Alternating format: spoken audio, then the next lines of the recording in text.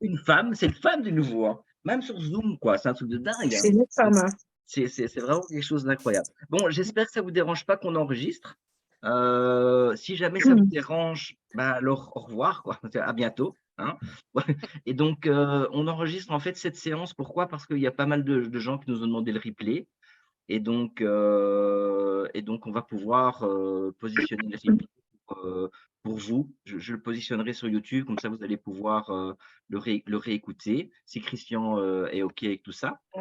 Donc heu, donc voilà, donc on va commencer. Je vais couper les micros de tout le monde. Donc Christian, tu auras aussi le micro coupé Oui, et une fois que tu interviendras, tu ouvriras ton micro et c'est moi qui couperai, le mien, bien entendu. Ouais. Voilà, je désactive les sons. C'est parti. Voilà. Donc bienvenue à la rencontre de Push and Plug. Donc ce soir, c'est notre plugueur Christian Junot qui va faire en sorte de transformer votre relation à l'argent. Comme il dit, donc il va essayer de le faire en 1 heure alors que d'habitude ça dure 6 mois entre guillemets. Donc oui, enfin, il y a tout un programme pour ceux qui ne le connaissent pas, mais je pense que tout le monde le connaît, donc il fait des choses vraiment, ouais, juste fabuleuses, quoi. Pour ceux qui connaissent pas Push and Plug, parce que je sais qu'il y a des invités, enfin bon, la majorité des gens qui sont ici connaissent bien entendu Push and Plug. Donc moi je suis le fondateur, donc Jean-Christophe Bazin. Push and Plug, c'est une communauté d'entrepreneurs de cœur solidaires. Donc on est là pour booster justement votre activité de cœur sur des gros réseaux. On a plus de 20 000 abonnés sur LinkedIn, même chose sur Facebook, et donc on booste tout ça sur nos réseaux. Il y a beaucoup de solidarité entre les pluggeurs, donc vous co-créez des actions et tout ça pour créer de la valeur ajoutée. Et en plus, donc on vous aide à créer des modèles, donc des modèles de cœur, comme on appelle ça, des modèles qui vont vous permettre de sortir un peu de votre activité locale et justement pour vous agrandir et pouvoir vraiment créer un business de cœur, mais sur plusieurs zones, je dirais, européennes, francophones. Donc, on est sur la Belgique, la France, la Suisse, le Portugal, l'Espagne, Maroc, enfin un peu partout, quoi. Et donc, notre objectif, c'est vraiment que vous puissiez laisser votre trace, justement, votre trace de business sur un maximum de personnes sur cette planète. Voilà. Donc, ça, c'est vraiment notre objectif. Donc, si vous voulez savoir comment ça fonctionne, ben, vous me contactez après l'event ou bien par mail ou bien via LinkedIn. Et d'ailleurs, on a aussi lancé, je ne sais pas si vous avez pu circuler ce genre de petits cœurs sur les réseaux. Donc, on a lancé un mouvement qui s'appelle le mouvement hashtag #Ostatrace pour justement vous rendre visible sur un maximum de gens sur les réseaux, quoi. Donc voilà, donc ça, c'est Push and Plug. Donc c'est pas on n'est pas ici pour parler de Push and Plug, on est ici pour parler justement de la transformation de la relation, à l'argent. Et donc là, du coup, je laisse la parole à Christian Junot, qui va vous expliquer tout ça. Donc moi, j'ai fini de parler. Donc vous voyez, moi, j'ai un boulot assez cool, quoi. Donc je gère une communauté. En fin de compte, ce sont mes membres qui l'animent et donc ça, c'est le côté magique et ça, c'est un excellent modèle. Donc Christian, voilà, tu peux, la parole est à toi, quoi. merci. Merci Jean-Christophe pour ton invitation. Merci à vous d'être présent également ce soir. Donc, Jean-Christophe est la personne source, comme je l'appelle, du projet Push and Club et donc il y amène sa couleur, qui est d'ailleurs bien visible. Et voilà, donc j'ai envie effectivement de vous parler de deux, trois choses qui me paraissent importantes et ça me paraît particulièrement important dans la période qu'on vit parce que je crois que chacun, je pense, vit avec plus ou moins de conscience qu'on est comme dans une période de bascule entre une société qui va un peu, une manière, un style de vie, je dirais, qui va un peu qui nous amène dans un mur et puis des envies d'autres choses. Et je crois que si vous êtes là, c'est bien parce que vous avez sûrement envie d'autre chose. Et on voit que cette autre chose, il existe. Mais en même temps, il y a comme une sorte de déchirement entre deux manières de voir le monde. Et j'ai envie de vous poser une question, peut-être vous pouvez répondre dans le chat. Quelle est votre sérénité actuellement en vue de cette année 2023 qui vient de s'ouvrir? 10, vous êtes super serein. 1, vous êtes super stressé. Si vous devez mettre une note là, juste là maintenant, quel est votre niveau de sérénité par rapport à cette période à venir? Alors, juste aller voir dans le chat pour faire une petite idée. Ça va tellement vite. Voilà, donc il y a Il y a, voilà, quelques-uns, voilà, il y a, c'est assez partagé. Hein. D'abord, c'est bien parti de 6-8, puis on a plus de 4-5, un peu moins, de 4 à 6, pas mal également. Voilà, donc on voit tout ça personnel, évidemment. Il n'y a pas de réponse juste, pas de réponse fausse, mais en même temps, je pense que c'est important d'oser, effectivement, de voir sa propre réalité en face. Et puis, peut-être pour... qu'est-ce qui vous empêche d'être à 10 peut-être? Qu'est-ce qui vous apporte une forme d'insécurité pour certains qui ne sont pas très sereins? Ce serait quoi qui vous amènerait une forme d'insécurité? Si vous deviez nommer une, deux choses, qu'est-ce que ça serait peut-être? Je serais aussi curieux de vous lire peut-être. Qu'est-ce qui...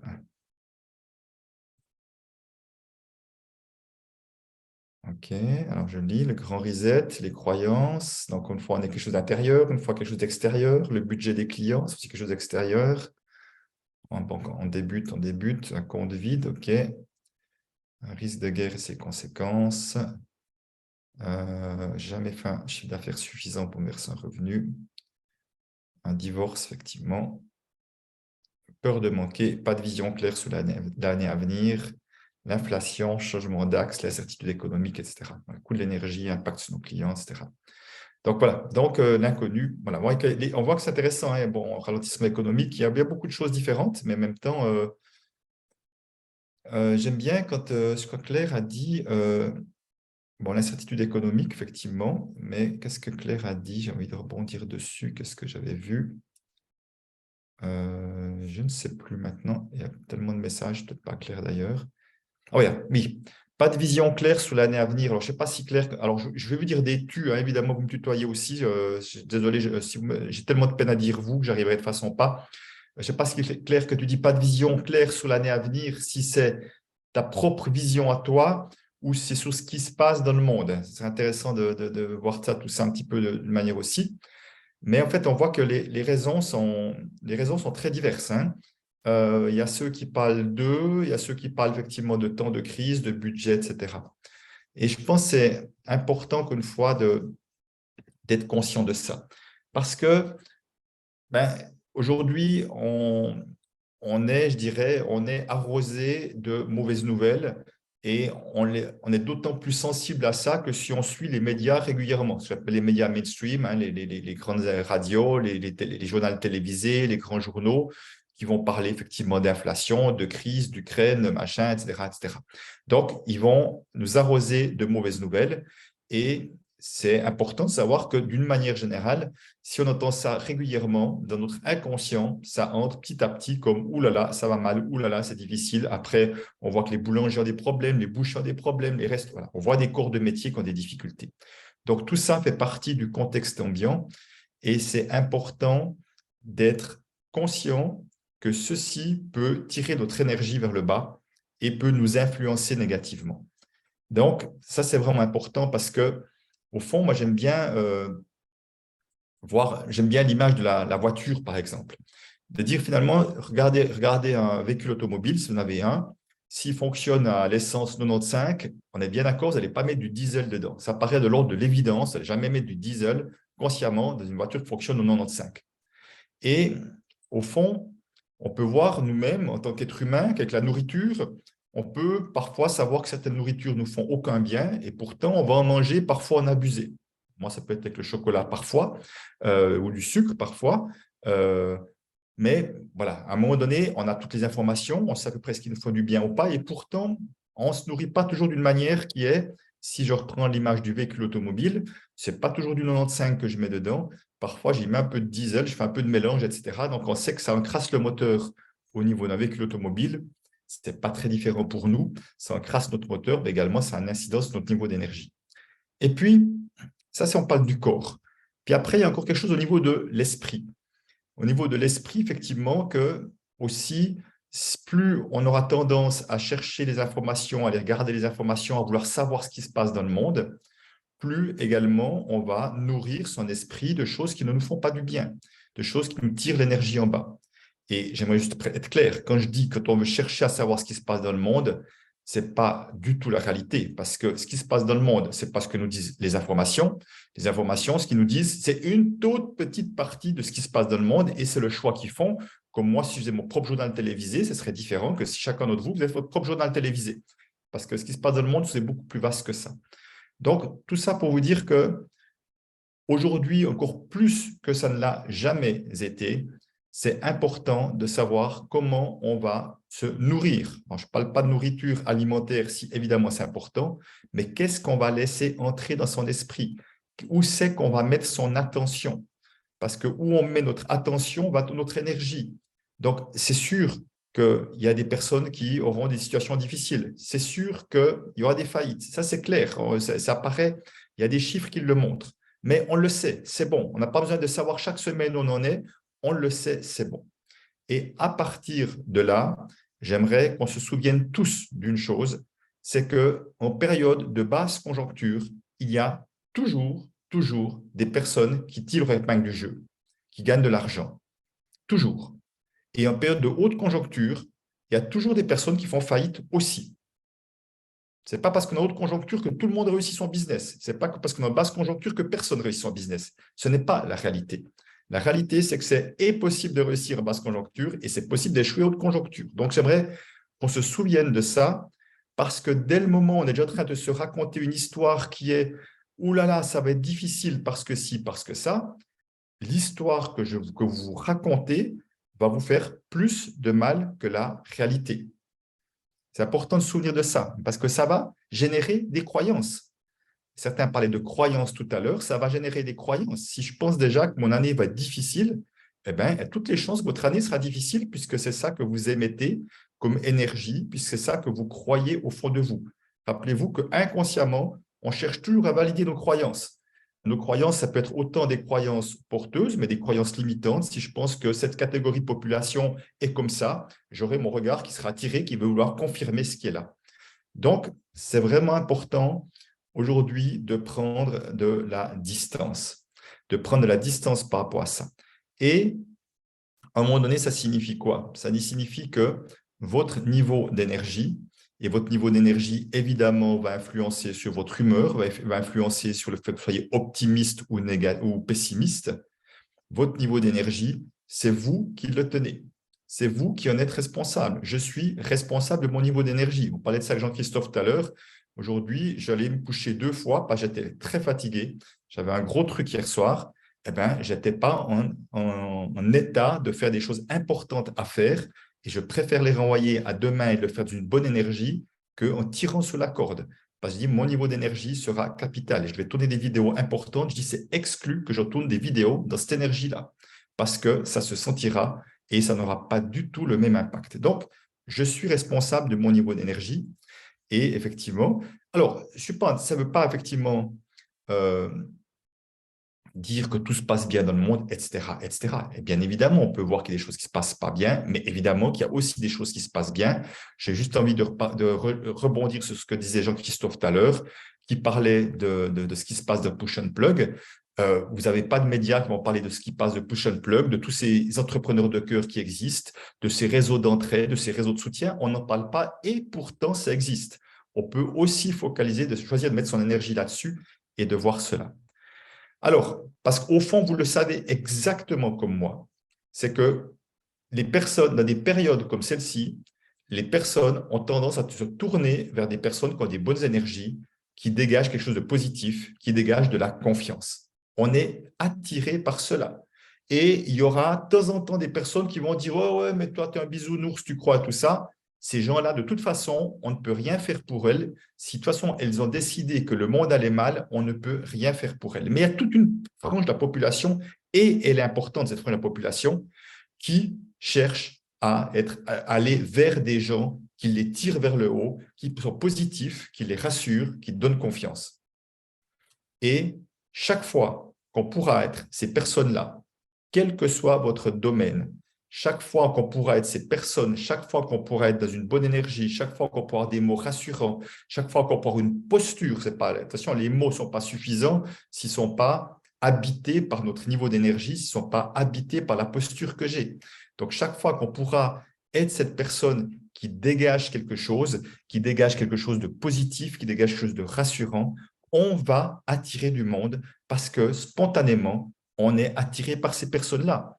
Et je suis sûr que la plupart d'entre vous, qu'il y a des personnes qui sont toujours négatives, qui parlent toujours de ce qui va mal, vous n'avez pas envie de passer du temps avec, ou le moins de temps possible, parce que ça ne vous fait pas du bien. On le fait déjà naturellement, ce genre de choses-là.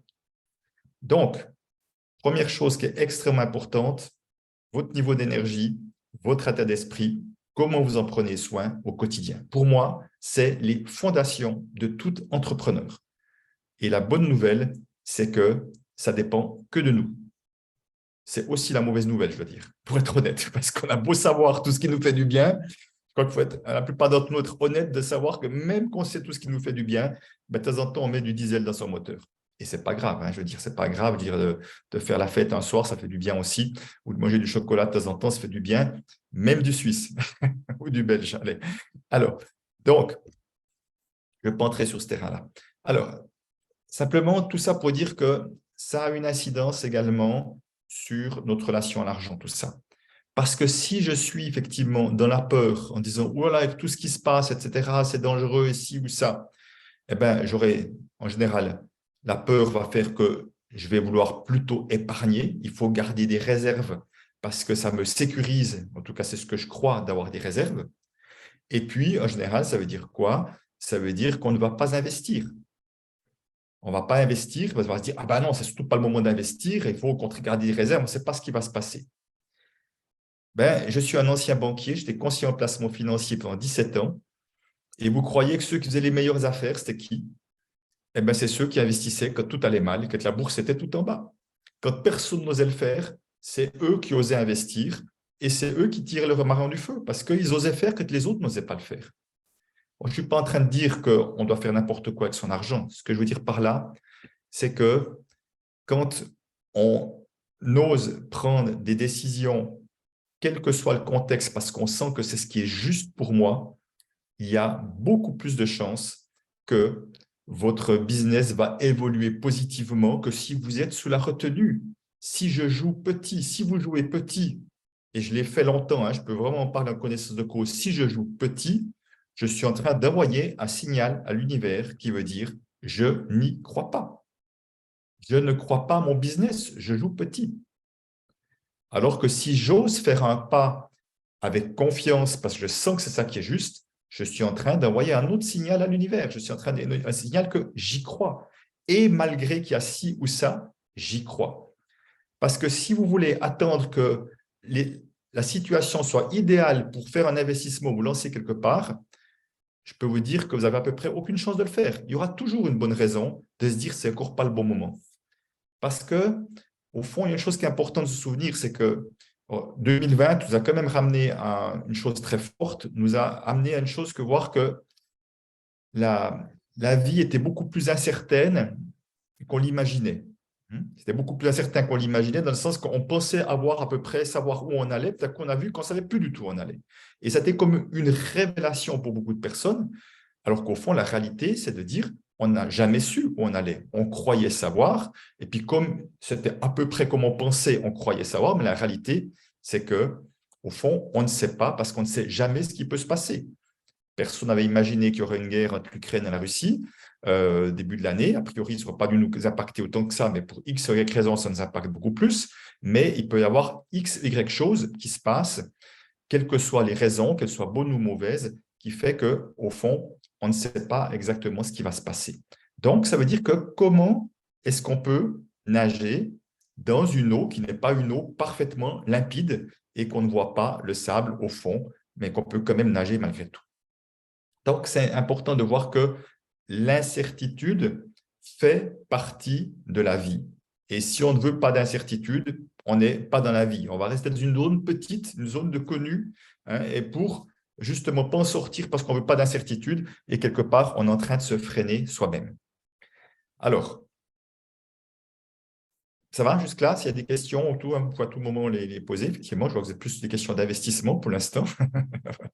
Alors, oui, alors c'est intéressant, Patrick. Pour faire un investissement, il faut de l'argent dans la caisse. A priori, oui. Je dis a priori, oui. Pourquoi? Parce que moi, je vois des personnes qui ont fait des investissements et qui n'avaient pas d'argent eux-mêmes. Ben, je pense à une amie en Belgique, Evelyne Faniel, pour ne pas la nommer, qui a écrit le livre « Enfin libre d'être soi-même » avec moi. qui a créé la maison en Belgique, à Verviers, qui a acheté un espace, après, qui c'est un espace où il y a toutes sortes de thérapeutes, de coachs et autres. Et au fond, elle a cherché la maison, elle n'avait absolument pas un sou à investir. Simplement, au moment où la maison était libre, elle a trouvé des investisseurs qui étaient tout contents de prêter de l'argent parce qu'ils trouvaient ce projet génial. Donc, vous voyez, à un moment donné, ça parle déjà d'une croyance. Parce que beaucoup de personnes diront, ah ben non, je ne vais pas me lancer mon projet parce que je n'ai pas l'argent. Elle a dit, je lance mon projet parce que j'y crois, et parce que j'y crois, l'argent arrivera à moi. Et au fond, pourquoi l'argent arrive à nous dans ces situations-là? Parce que si on a un projet qui a du sens et qu'on est enthousiaste, j'insiste sur le mot enthousiaste. Vous avez vu Jean-Christophe, c'est quelqu'un de très enthousiaste quand il parle. Enthousiaste, hein, l'étymologie, c'est le Dieu qui est en nous, le divin qui est en nous en quelque sorte. Quand on est enthousiaste, c'est une énergie qui attire. Alors que si je suis pessimiste et que je vois les choses en noir, je ne vais encore une fois pas attirer d'investisseurs qui vont croire dans mon projet. Donc, à un moment donné, moi, je dis toujours que notre énergie, la manière dont on est capable de parler d'un projet sera aussi, voire même plus important que le fait d'avoir de l'argent parce qu'on va tirer de l'argent à soi. Et d'ailleurs, il y a beaucoup de multinationales qui ont commencé, on parle beaucoup de la technologie. Vous croyez que la plupart des gens avaient de l'argent, ils n'avaient pas d'argent, mais ils avaient une foi de déplacer des montagnes, ils avaient un certain génie et l'argent est arrivé à eux. Donc, je ne suis pas en train de dire, bien sûr que c'est plus facile si on a de l'argent, mais je viens de dire que c'est aussi une croyance limitante que de croire que parce qu'on n'a pas d'argent, on ne peut rien faire, qu'il y a des fois des possibilités que nous n'avons pas imaginées, mais ce n'est pas parce qu'on ne les a pas imaginées qu'elles n'existent pas. Et j'aimerais juste vous partager une petite anecdote par rapport à ça. Mon mentor Peter Koenig sur la relation à l'argent, à un moment donné, a fait des années de recherche là-dessus à plein temps. Il a utilisé toutes ses économies. Un jour, il n'a plus d'argent. Donc, il aurait dû arrêter ses recherches et reprendre un travail de salarié. Mais il n'avait pas envie parce qu'il se rendait compte qu'il ne lui manquait pas grand-chose pour arriver à bout touchant et en faire quelque chose. Et qu'est-ce qu'il a fait? Il a envoyé une demande, une lettre à la personne qui suivait en disant voilà où j'en suis, je n'ai plus d'argent et j'aimerais bien pouvoir terminer mes recherches. Avez-vous des idées pour moi? La plupart lui ont dit retourne dans ton métier, etc. Bon, ça se dit, ça je le savais, je n'ai pas besoin d'eux pour le savoir, ce n'est pas ça que je voulais. Il avait donné son budget très précisément. Une personne a dit moi je te verse 1/8 de ce que tu as besoin si tu trouves 7 autres personnes qui sont prêtes comme toi. Je te verse 1/8 pendant une année, donc du sponsoring, de la donation. Et il a dit, ben voilà une super idée, il a relancé son truc-là, il a trouvé du monde et il a pu continuer pendant une année ses recherches. Vous voyez, il n'avait pas d'argent, mais il avait quoi? Il avait des idées, il avait le culot d'oser demander, parce que très souvent, ce qu'on n'ose pas, c'est demander. Très souvent, on a honte de demander, ben non, mais les gens, ils disent oui, ils disent non, et les personnes avaient envie effectivement de le soutenir dans ses travaux parce qu'ils appréciaient qui il était, ce qu'il faisait et l'énergie dans laquelle il faisait. Donc, simplement pour vous montrer que j'ai envie qu'on ouvre en disant, il y a peut-être des possibles qu'on n'a pas imaginés, ce n'est pas parce qu'on n'a pas imaginé qu'ils n'existent pas. Donc, tout ça en préambule, parce que j'avais vraiment envie qu'on soit conscient que notre énergie, c'est ce qui fait et ce qui fera toujours la différence. Après, évidemment, on va y venir. Si effectivement, on a des croyances limitantes, ça va être un peu plus compliqué parce qu'on aura peut-être la difficulté à recevoir. Mais j'ai envie de vous proposer un exercice parce qu'au fond, ce que j'ai remarqué, effectivement, c'est que une des grandes difficultés dans des périodes comme maintenant, c'est toute l'insécurité que génère effectivement ce genre de situation. Et le problème, ce n'est pas l'insécurité. L'insécurité, c'est humain de ressentir de l'insécurité. Le problème de l'insécurité, c'est quand on agit à partir de l'insécurité, par exemple, et si je parlais tout à l'heure de manière dont on utilise son argent, évidemment, je parlais de oser investir, mais c'est important de différencier est-ce que j'investis à partir d'un endroit de manque? Autrement dit, c'est je vais investir parce que je ne suis pas assez quelque chose ou parce que je n'ai pas assez quelque chose. Donc, c'est important parce que chaque fois qu'on est dans l'énergie de manque, c'est une vibration qui est basse. Ou est-ce que j'investis à partir d'une énergie d'abondance? J'ai déjà tout ça qui est en place et je suis super content et en même temps, je sens que ça serait un plus de pouvoir faire ça. C'est 2 fois de l'argent qui va sortir de mon compte, mais ce n'est pas du tout la même énergie qui est associée à cet argent qui sort de mon compte. Je ne sais pas si vous voyez la différence. Parce que je vois des personnes qui sont sans arrêt dans le manque et qui court après les formations, qui court après les nouvelles stratégies, qui court après les modèles marketing, je ne sais pas quoi, toujours à partir d'un endroit de manque. Et effectivement, ça ne change rien. Ça continue de manquer parce que dans mon énergie, je suis dans le manque. Alors que si on pouvait partir d'un endroit d'abondance, et je peux vous garantir que l'abondance, chez chacun d'entre vous, que vous ayez de l'argent sur votre compte ou pas, elle existe déjà. Parce que l'abondance, c'est largement plus qu'une question d'argent. L'abondance, c'est déjà et surtout un état d'esprit. C'est déjà et surtout un état d'esprit. Et d'ailleurs, une expression qui explique parfaitement cela, c'est voir le verre à moitié plein, à moitié vide. Dans la même situation, un peut être dans un esprit d'abondance, donc d'une énergie associée à ça, et l'autre dans un esprit de manque, une énergie associée à ça. En tant qu'ancien banquier, je peux vous dire que j'avais des clients millionnaires et multimillionnaires qui étaient dans le manque permanent. Et leur vie était d'une tristesse parce qu'ils avaient toujours l'impression qu'il leur manquait quelque chose. Donc, simplement pour vous dire que c'est avant tout un état d'esprit, avant d'être une réalité, qu'elle soit financière ou autre. Alors, je propose un exercice qui est justement pour pouvoir accueillir l'insécurité parce que ce que j'ai remarqué effectivement, que tant que je suis dans l'insécurité et que je ne l'accueille pas, je la subis en quelque sorte. Donc, accueillir l'insécurité, c'est lui laisser une place, de voir qu'elle est là, mais de ne pas lui laisser prendre la place, de voir qu'elle est là. Et dès le moment où je peux observer qu'il y a quelque chose en moi, je ne suis plus pris dedans. Vous voyez, si je vois qu'il y a de la peur en ce moment qui se manifeste chez moi, je ne suis pas pris par la peur. Alors que s'il y a de la peur en moi et que je ne vois pas qu'il y a de la peur en moi, c'est la peur qui est le moteur de mes actions et je suis pris par la peur en moi parce que je ne la vois pas. Au moment où je vois qu'il y a de la peur, je dis « Oh là, Christian, tu sens, là, il y a de la peur en toi, mais je suis déjà l'observateur qui voit la peur. » Vous voyez la différence? Je suis plus pris dedans, je peux en faire quelque chose. Et l'insécurité, c'est exactement la même chose. Alors, je vais vous proposer pour ça un exercice. Je vais vous proposer vous allez dire des phrases à haute voix, si vous pouvez le dire à haute voix là où vous êtes, et on va voir les résonances corporelles et émotionnelles. Donc, vous allez poser vos pieds à plat, les mains en position d'ouverture, et puis après, vous pouvez garder les yeux ouverts ou pas, c'est égal, mais vous allez juste être à l'écoute de votre ressenti. Le mental va peut-être s'en mêler de temps en temps en disant c'est n'importe quoi, mais voilà, ce n'est pas grave, vous revenez au ressenti chaque fois que le mental s'en mêle. Donc, je vous invite à répéter les phrases après moi. On va d'abord faire un petit voyage au niveau de l'insécurité pour aller l'accueillir pleinement, et après, on va faire un voyage au niveau, sur la polarité qui est la sécurité sans condition. Et après, je vous donnerai quelques explications seulement après. Alors, la première phrase que vous pouvez dire, c'est « Je suis insécure et c'est pleinement OK ». Je les répète, « Je suis insécure et c'est pleinement OK ». Donc, les mains en position d'ouverture, les pieds à plat si possible, et vous regardez ce qui se passe. Vous n'essayez rien de changer, vous êtes juste observateur.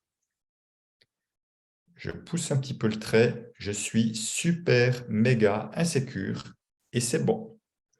Je suis super, méga insécure et c'est bon. Et vous observez ce qui se passe. Il peut y avoir des tensions, il peut y avoir des bâillements de libération, ça peut être léger, ça peut donner envie de rire, ou ça peut être très inconfortable, vous ne pouvez rien ressentir. J'accueille toute l'insécurité qui est en moi. J'accueille toute l'insécurité qui est en moi. Et vous êtes toujours observateur de voir ce qui se passe, sans rien vouloir changer.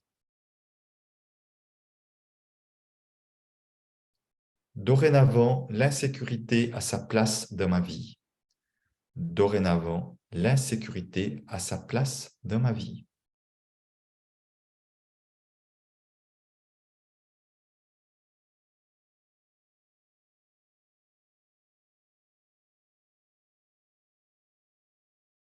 Dès à présent, j'accueille l'insécurité chaque fois qu'elle se manifeste. Dès à présent, j'accueille l'insécurité chaque fois qu'elle se manifeste.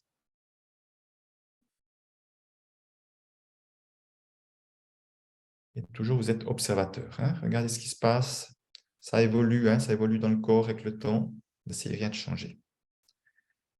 Et je vous propose de dire la toute première phrase, « Je suis insécure et c'est pleinement OK ». Je suis insécure et c'est pleinement OK. Je vous invite à noter rien. De toute façon, il y aura le replay. Vous pourrez refaire l'exercice si jamais. Et vous prenez juste un temps pour voir comment vous sentez juste là maintenant. sans vouloir rien changer. Vous faites juste un petit check de votre état intérieur. Est-ce qu'il est plutôt agréable, inconfortable, juste là maintenant. Et on va passer à la deuxième partie de l'exercice. Je vais vous proposer, on va travailler la sécurité sans condition, parce que souvent, on veut de la sécurité seulement si certaines conditions sont remplies, mais on voit que ça ne marche pas. Et je vais vous proposer de mettre l'accent sur le mot sans, S-A-N-S. La première phrase que je vous propose de dire, c'est « je suis sécure » ou en sécurité, est-ce que vous préférez « je suis sécure avec et sans argent ». Je suis sécure avec et sans argent.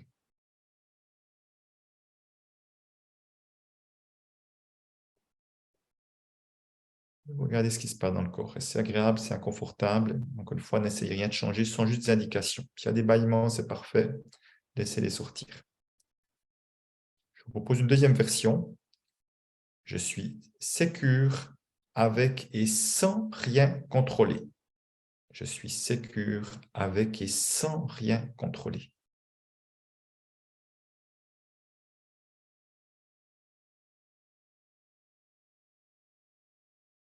Voilà, regardez, peut-être des phrases peuvent être différentes. Encore une fois, il n'y a rien qui est bien, il n'y a rien qui est juste, il n'y a rien qui est faux. Soyez juste observateur. Je vous propose une troisième version. Je suis sécure avec et sans savoir ce qui va se passer.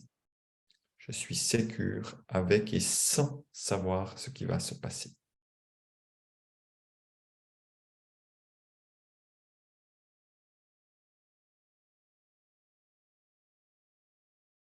Voilà, encore une fois, vous êtes juste observateur de ce qui se passe. Regardez ce que ça vous fait. Si c'est inconfortable, ça fait du bien, c'est égal. Voilà, s'il y a des bâillements, c'est parfait. Et puis, je vous propose une quatrième version. Elle n'est pas tout à fait anodine, celle-ci. Je suis sécure avec et sans savoir quand je vais mourir. Je suis sécure avec et sans savoir quand je vais mourir.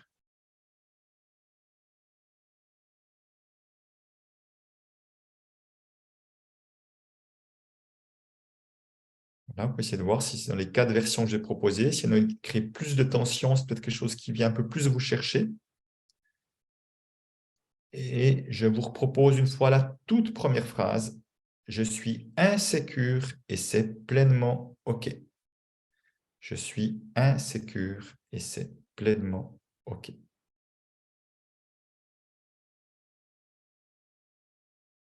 regardez comment c'est. Est-ce que c'est différent d'avant quand vous dites ça?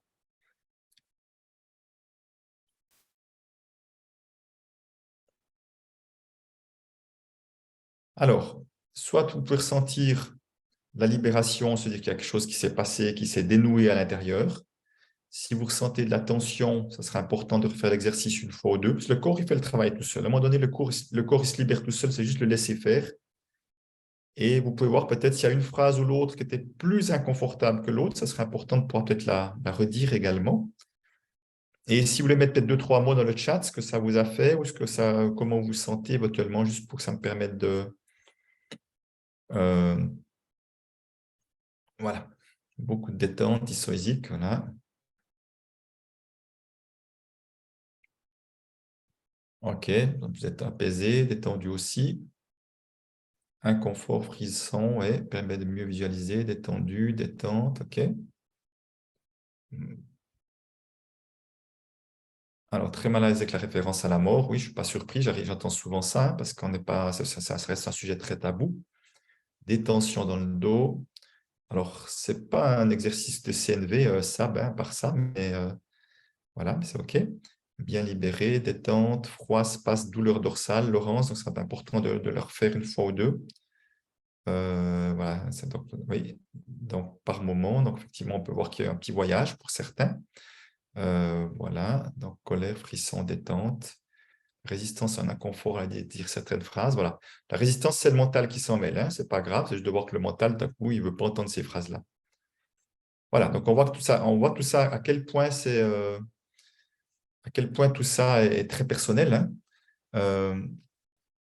Voilà, la toute première phrase devenait plus légère, ça j'entends souvent ça, hein. Effectivement, que la première phrase, je suis insécure, c'est pleinement OK, de l'avoir vraiment dit, accueilli à un moment donné, quelque chose qui est plus léger.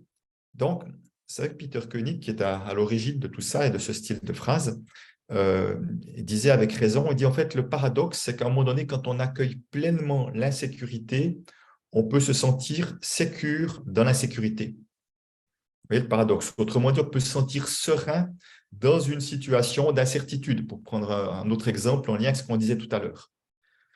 Oui, effectivement, on ne sait pas ce qui va se passer. Oui, effectivement, il y a peut-être de l'inflation, il y a peut-être ci ou ça, et pourtant, je suis serein et je suis confiant. Simplement, je le serai d'autant plus que si je peux accueillir mes états intérieurs plutôt que subir mes états intérieurs. Vous voyez, ça, c'est vraiment absolument indispensable. C'est vraiment une clé.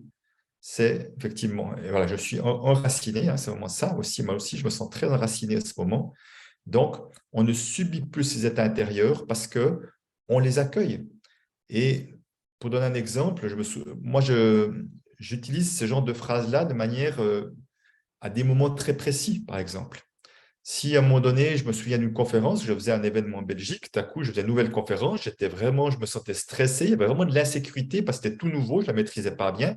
Et je me suis vraiment dit la phrase, je suis insécure et c'est OK. J'ai vraiment reconnu qu'il y avait de l'insécurité en moi. Vous voyez, plutôt que faire comme si ça n'existait pas, parce que ça fait peur, j'ai reconnu, je suis insécure et c'est OK. Je me dis, et je suis sécure avec et sans savoir comment ça va se passer.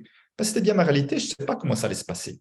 Et je peux vous dire que 80% de mes tensions ont juste disparu en reconnaissant ce qui est là à l'instant. Vous voyez la différence? Je reconnais ce qui est là à l'instant, et au moment où on le reconnaît, il y a déjà quelque chose qui se calme, qui se détend, alors que si je ne le reconnais pas ou si je ne veux pas le voir, à la limite, soit j'y donne encore plus d'importance quand je ne veux pas le voir, ou soit en tout cas, je subis la chose, autrement dit, le stress, l'incertitude, l'inquiétude, l'insécurité, la peur ou je ne sais quoi. Voilà, peut-être déjà ce premier exercice qui me paraît vraiment, vraiment important. Et tant mieux Delphine, si ça tombe bien. Et n'hésitez pas encore une fois à le refaire, hein, si jamais. Voilà, mais vraiment, ouais, je vois ce que écrit Maëlys. Vraiment, oui, je vois aussi que c'est vraiment encore une fois très, très personnel ce qui peut se passer pour chacun au niveau des phrases. Hein. Vraiment, il n'y a pas de règle, il n'y a rien qui est juste, il n'y a rien qui est faux. Autre chose que j'aimerais voir avec vous et que je trouve important, je vois vraiment avec le temps, ça fait 12 ans maintenant que j'anime sur ce thème-là, et je vois vraiment avec le temps à quel point, au fond, une des grandes difficultés que nous avons, nous, les êtres humains, c'est notre capacité à recevoir. En général, la plupart des êtres humains sont très bons pour donner et ont beaucoup de difficultés à recevoir. Alors, quand je dis recevoir, c'est vraiment au sens large. Mais regardez, moi, je vois très bien, je suis quelqu'un qui facilement peut exprimer ma gratitude, dire des merci. Et le nombre de fois que j'entends « Ah non, mais c'est rien. Ah non, mais pas de problème. » J'entends des trucs comme ça qui sont pour moi des fins de non-recevoir. Je n'entends pas l'accueil plein de ce que je propose, de ce que je donne. C'est comme si je minimisais ou je disais « Ouais, c'est comme s'il n'y avait pas de quoi dire un merci. » Et ça parle vraiment de cette difficulté à recevoir. Et cette difficulté à recevoir, elle va se manifester autant potentiellement au niveau de l'argent que de l'amour, que des compliments, de la gratitude qui est exprimée de plein de manières différentes. Donc, si vous deviez mettre un chiffre, effectivement, entre… Alors, voilà, ben oui, Patrick, c'est vraiment ça. Au resto, je veux toujours payer, mais pas me faire inviter. C'est exactement ça. Et au fond, si Patrick, si tout le monde était comme toi, eh ben, il n'y aurait plus personne. Et si tout le monde voulait payer, on aurait un vrai problème. Parce qu'à un moment donné, on n'arrivait pas à se mettre d'accord. Donc, oui, comme dire de rien, exactement. De rien, c'est typique. Hein. Alors, avec plaisir, c'est différent, effectivement. Alors, simplement, j'ai perdu le fil avec ça, mais ça va revenir. Oui, voilà. Je vous propose, peut-être juste dans le chat, si 10, c'était j'ai une capacité à recevoir sans limite, je sens que j'ai rien qui m'empêche de recevoir pleinement l'amour, l'argent, je ne sais quoi. Et puis 1, c'est extrêmement difficile pour moi de recevoir. Où c'est que vous vous mettriez?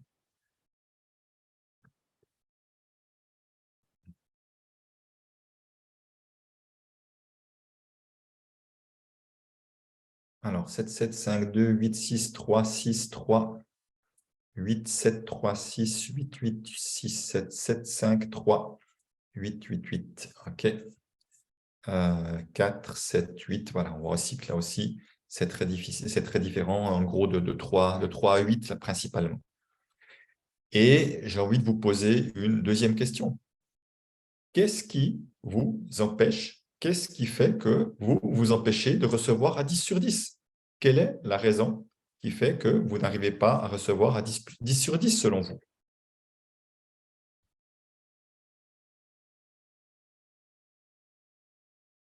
OK, pattern, c'est un petit peu vague. Si Baptiste, tu peux aller un peu plus loin, ce serait quoi? Quel pattern tu mettrais quoi?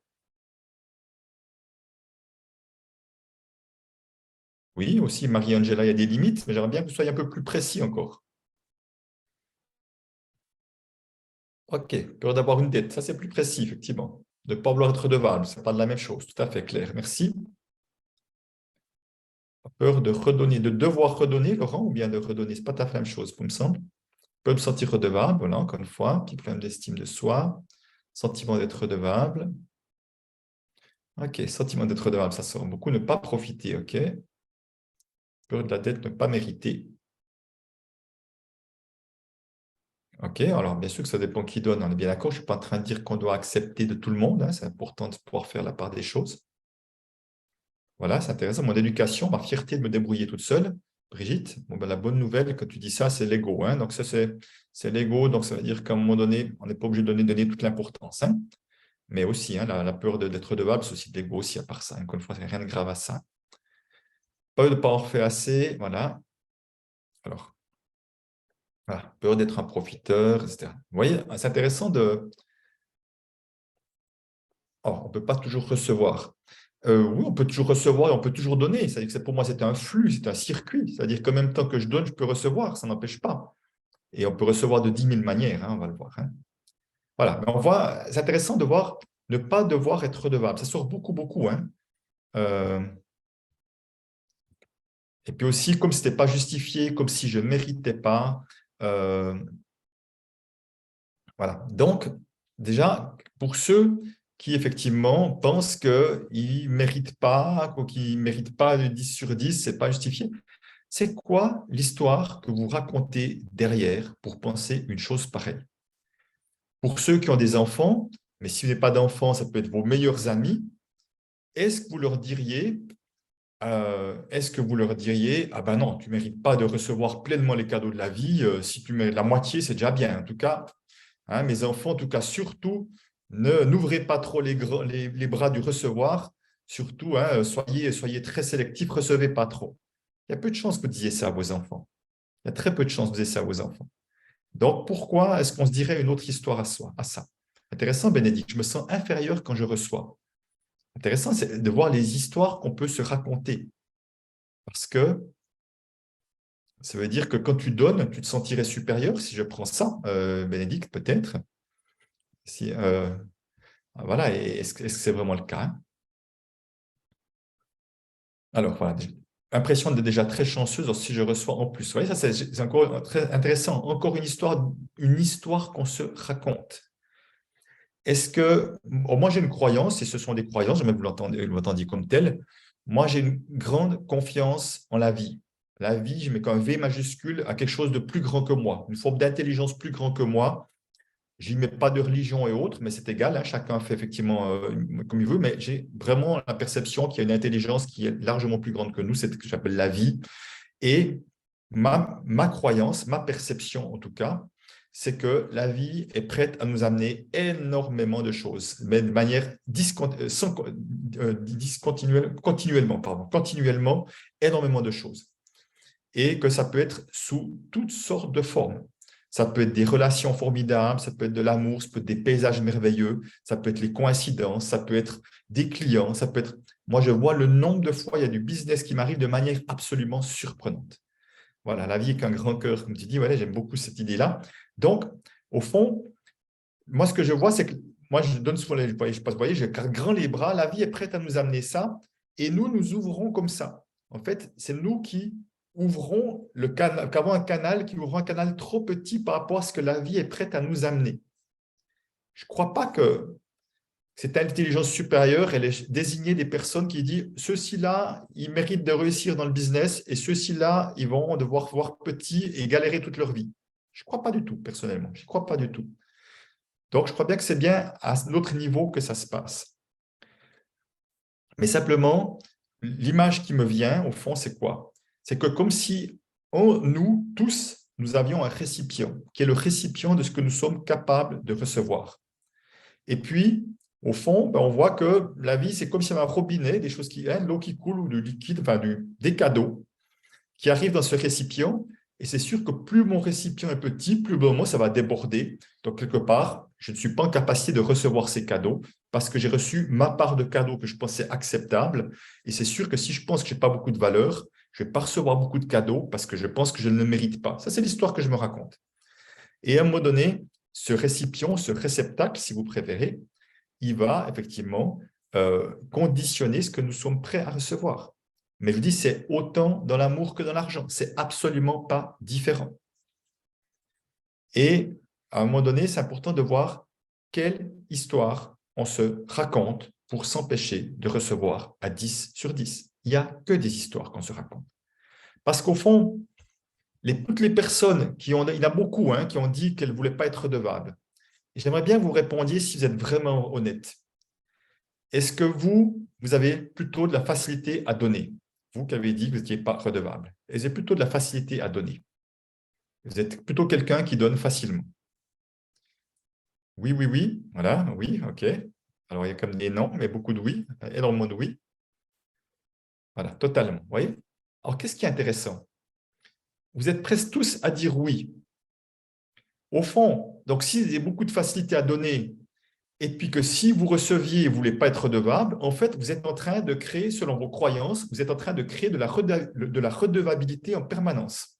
Vous êtes en train de créer de la dette en permanence, si c'est votre croyance. Si votre croyance, c'est que si je reçois, je suis en dette, c'est-à-dire que chaque fois que vous donnez, vous créez de la dette chez l'autre. Donc, vous faites vivre à l'autre ce que vous n'avez pas envie de vivre vous-même. Bizarre quand même, non? si on va au bout du raisonnement. Moi, je ne veux pas vivre ça, mais je fais vivre ça aux autres.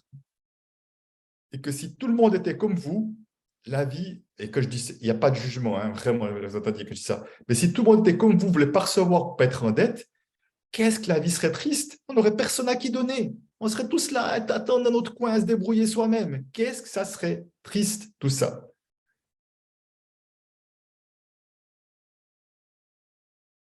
C'est important de prendre conscience de ça.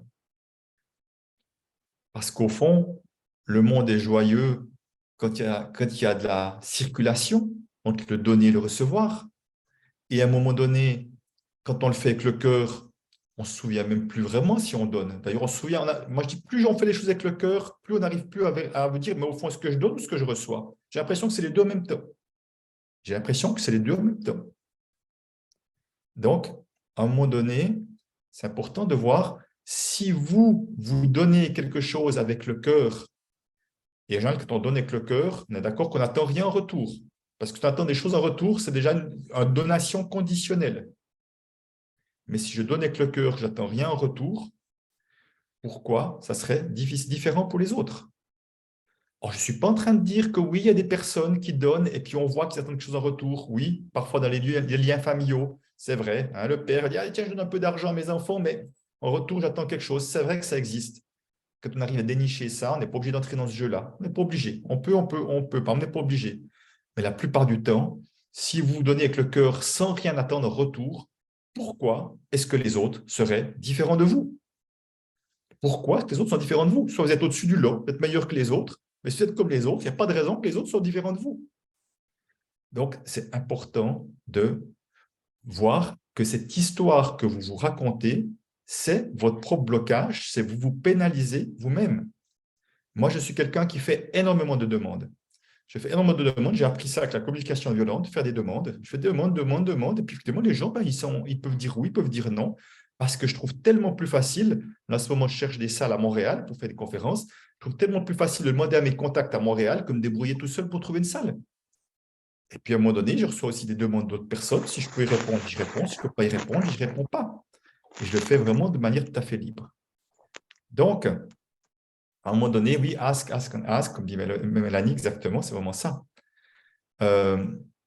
Donc, simplement, aller voir effectivement quelles sont ces histoires qu'on se raconte qui nous empêchent de recevoir et est-ce que ces histoires-là on ne pourrait pas les changer. Ces histoires-là, on ne pourrait pas les changer. Et la bonne nouvelle, il n'y a que vous qui pouvez choisir de changer cette histoire-là. Il n'y a que vous qui pouvez décider aujourd'hui de vous aller volontairement commencer. J'entendais quelqu'un dans des émissions, un podcast hier qui disait je fais des défis de 30 jours. Et il y a des défis pendant 30 jours, ça fait 7 ans qu'elle fait ça, elle en fait plein. Des défis de 30 jours, pendant 30 jours, j'accepte tout ce qu'on me donne. Et je vois ce qui se passe. Mais elle disait pendant 30 jours, je dis oui à tout ce qu'on me demande. C'est aussi un de ces défis. Donc, c'était pour vous dire qu'elle disait plein de trucs différents juste pour un peu tester, apprendre à mieux se connaître. Alors, je ne suis pas en train de dire de faire ça, mais pourquoi, effectivement, vous pourriez effectivement pas vous faire un défi maintenant de vous observer et de cesser de dire non quand au fond, ça vous ferait plaisir de recevoir et juste de vous occuper de la peur qui est d'être redevable. Au moment où vous voyez cette peur-là, ça va peut être un problème. Vous allez pouvoir avoir cette peur et vous en occuper. Dire, oh là là, c'est quoi l'histoire? Je suis encore en train de me raconter cette histoire-là que je dois faire quelque chose en retour. Et c'est vrai qu'il y a des personnes qui m'ont beaucoup donné. Et si vous voulez, par rapport à la question de la redevabilité, moi, je suis tout à fait transparent avec, en disant, écoute, j'ai l'impression d'avoir beaucoup reçu. Est-ce que je pourrais aussi te donner quelque chose? J'aimerais pouvoir t'offrir quelque chose en retour. Je suis tout à fait transparent avec ça, plutôt que rester dans le malaise dedans. Je veux dire, moi, je sens que ce serait juste. Je me souviens que j'ai fait le podcast Métamorphose, je ne sais pas si vous connaissez, avec Anne Guéquière. Et à un moment donné, elle m'a même fait une publicité gratuitement, quoi. Puis moi, je dis, j'étais tellement touché, je dis, OK. Et j'ai très honnêtement, je dis, moi, j'aimerais, qu'est-ce que je peux faire pour toi ou pour ton équipe? Qu'est-ce que je peux faire? Parce que j'ai envie d'équilibrer le donner et le recevoir. Si on reçoit toujours d'un côté et puis qu'on ne peut pas donner dans l'autre sens, ça devient compliqué. Et c'est pour ça que c'est important d'oser recevoir, parce que les gens qui donnent toujours, et puis que moi, je ne peux pas donner dans l'autre sens, en général, c'est trop inconfortable. Et c'est des relations on crée un biais, parce qu'encore une fois, c'est quand ça circule que ça fonctionne bien. Donc, tout ça pour m'amener au dernier point. On dépassera un tout petit peu le temps. Peut-être Jean-Christophe, tu me donnes l'autorisation? OK, super. Alors, dernier point, j'aimerais qu'on parle de plafond de verre. Pour moi, je vois que pratiquement tous les entrepreneurs, selon moi, ont des plafonds de verre. Mais ça va déjà en lien avec la notion de recevoir qu'on vient de parler maintenant. Il y a 3 formes de plafond de verre, soit en termes de revenus. Il y a des revenus qui plafonnent. Je n'ai pas dit chiffre d'affaires, parce que le chiffre d'affaires, on peut augmenter fortement, mais ce qui me reste pour moi, ça plafonne. Ça pourrait être le chiffre d'affaires aussi, à part ça. Donc, ça serait un plafonnement au niveau des revenus. Il peut y avoir un plafonnement au niveau de la fortune. Je n'arrive pas à avoir plus qu'un certain montant d'épargne, d'avoir, d'économie, mettez les mots que vous voulez. C'est comme si chaque fois que j'avais un montant, ça bloque, voire l'argent fout le camp. Ça, c'est un deuxième niveau de plafond de verre. Et il y a une deuxième sorte de plafond de verre. Et une troisième sorte. Bon, j'ai mis 3 mots dedans. Succès, réussite. Je n'arrive pas à avoir plus qu'un certain niveau de succès ou de réussite, par exemple. Et j'aime bien y associer le mot visibilité, parce qu'on se voit qu'il y a beaucoup de personnes qui ne s'autorisent pas à être visibles ou un peu visibles, mais pas trop. Et pour moi, ça participe déjà à un plafond de verre. Donc, essayez de voir quels sont peut-être le ou les plafonds de verre qui vous concernent. Ça peut être un, ça peut être les 3. Essayez de voir peut-être déjà celui qui vous parle le plus. Moi, en tout cas, j'ai eu plusieurs fois des plafonds de verre en termes de revenus depuis que je suis indépendant. Je vois que ça bloque, je dis c'est dingue, et que tout ce que je fais, tout ce que je mets en place, je devrais avoir plus de résultats et financiers, plus de succès. Donc, je vois quelque chose qui bloque chez moi. Et je me suis occupé de ça, puis j'ai vu qu'une fois que j'ai pu l'ouvrir, il s'est passé autre chose jusqu'à un autre niveau qui se présente. Est-ce qu'il y a un autre niveau qui se présentera? La réponse, je ne sais rien et je verrai bien. C'est juste de l'observation, en quelque sorte, qui me permet de les voir. Alors,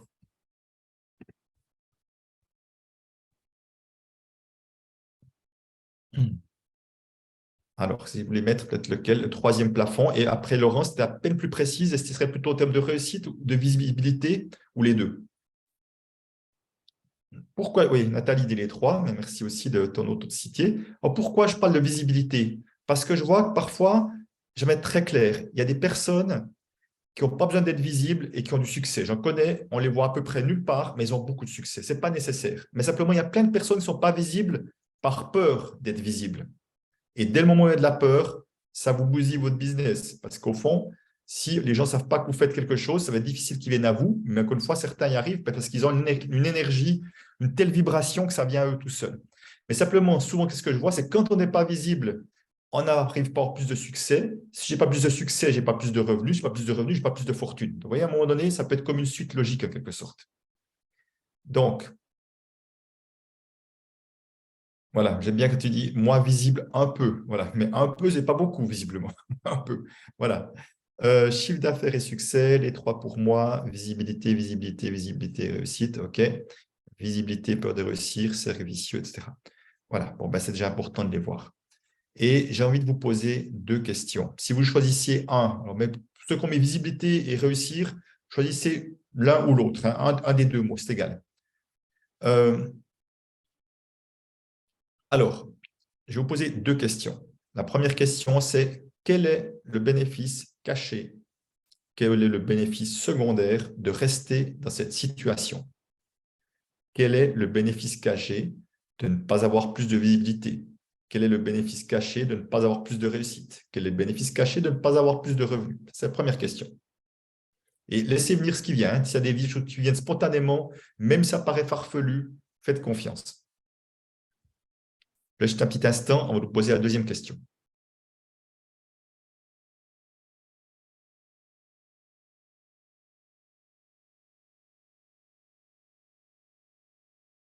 Oui, Laurence, je mettrais quelque chose d'encore un peu plus précis que la loyauté. Qu'est-ce qu'il y a derrière le fait d'être loyal? Il y a une peur derrière, certainement. Donc, rester dans la zone de confort, OK, renforcement des croyances, mais des croyances limitantes, visiblement, susciter de la jalousie, OK.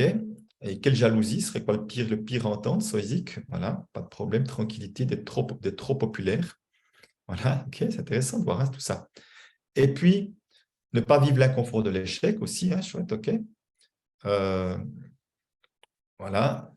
Alors, et puis, maintenant, je pose une deuxième question. Il est possible que la réponse soit la même ou pas.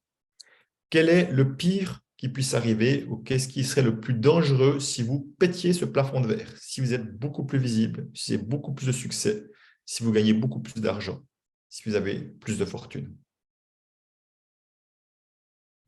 Quand on dit peur d'être jugé, critiqué, soyez plus précis. Qu'est-ce qui serait difficile à entendre comme jugement et comme critique? C'est encore un petit peu trop vague.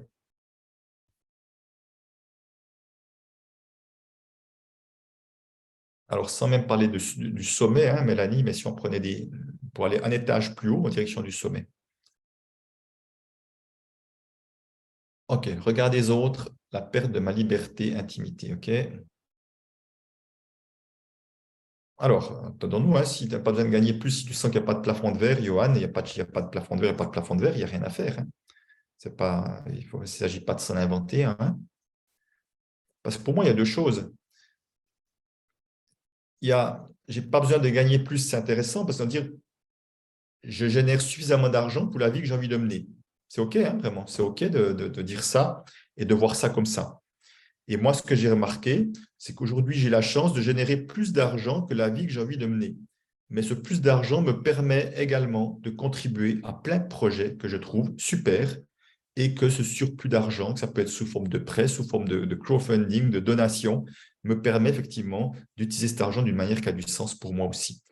Donc, c'est pour ça que parfois, effectivement, l'argent nous permet également de contribuer à un changement de société. Je parlais de mon amie Evelyne tout à l'heure, qui avait des personnes qui ont prêté de l'argent pour créer son projet. Ben, c'était possible parce qu'il y a des personnes qui avaient plus d'argent qu'elles en avaient besoin, en l'occurrence. Hein. Alors, OK, ben, Delphine, ça va peut-être venir plus tard. Je ne crois pas à ma réussite, je crois que je ne dois pas réussir. OK, Brigitte, ça vient d'où cette croyance aussi hein? C'est une croyance qui vient de quelque part. Et cette croyance, elle te fait du bien. Si vos croyances qu'elles vous avez, elles vous font du bien, gardez-les. Mais si elles ne vous font pas du bien, ça vaudrait la peine d'être changé. Hein? OK, peur d'être vu, d'être agressé d'une manière ou d'une autre, dit Nicole. Ouais, c'est intéressant de voir ça. Hein? Donc, si effectivement, j'ai vraiment cette peur carrément que je pourrais me faire agresser, vous voyez qu'à un moment donné, ce que vous mettez là en mots, enfin, je n'ai pas lu effectivement pour tout le monde, mais va justifier clairement que vous ayez des plafonds de verre et que vous ne désiriez pas aller plus loin. Si vous pensez que vous pourriez être agressé si vous pétez un plafond de verre, inconsciemment, vous allez tout faire pour rester dans cette situation en quelque sorte. Donc, c'est important de pouvoir voir cela. Alors, après, effectivement, dans tout ceci, je pense que je vais passer pour malhonnête. Ben, effectivement, à un moment donné, typiquement, quelque chose que je vois souvent, si j'ai entendu de ma famille des trucs comme les riches sont des malhonnêtes, les riches sont des profiteurs ou gagnent leur argent sur le dos des autres, il y a de fortes probabilités que je ne m'autoriserai jamais à gagner trop d'argent, de peur de passer pour riche, donc pour malhonnête, donc pour profiteur ou donc pour quelqu'un qui vit sur le dos des autres. Vous voyez, c'est ce genre de choses-là à un moment donné, alors qu'il y a un moment donné où on sait très bien qu'on peut gagner de l'argent de manière tout à fait éthique, sans que ce soit sur le dos de qui que ce soit, puisque les personnes font un choix. Quand vous avez choisi d'investir de l'argent dans Push and Plug, personne ne vous a mis un pistolet sur la tempe pour le faire, en l'occurrence. Voilà, l'argent pour une utilité sociétale, absolument. Et moi, je pense effectivement que l'argent est un grand vecteur de changement dans le monde, si on l'utilise avec conscience et d'une manière qui était, voilà, je dirais, consciente et au service de quoi on veut. Voilà, merci Johan. On m'a détesté de ma famille quand je gagnais plus. Alors après, la question, c'est intéressant parce que ce soit les amis, la famille, quelles que soient les personnes, la question, c'est quoi? C'est si, au fond, j'ai envie d'être apprécié de ma famille et que je suis prêt à me retenir dans ma réussite parce que je vais être apprécié de ma famille, ça veut dire quoi? Ça veut dire que ma famille est plus importante que moi. Ça veut dire que ce que pense ma famille est plus important que ma propre contribution, est plus important que ma propre réussite.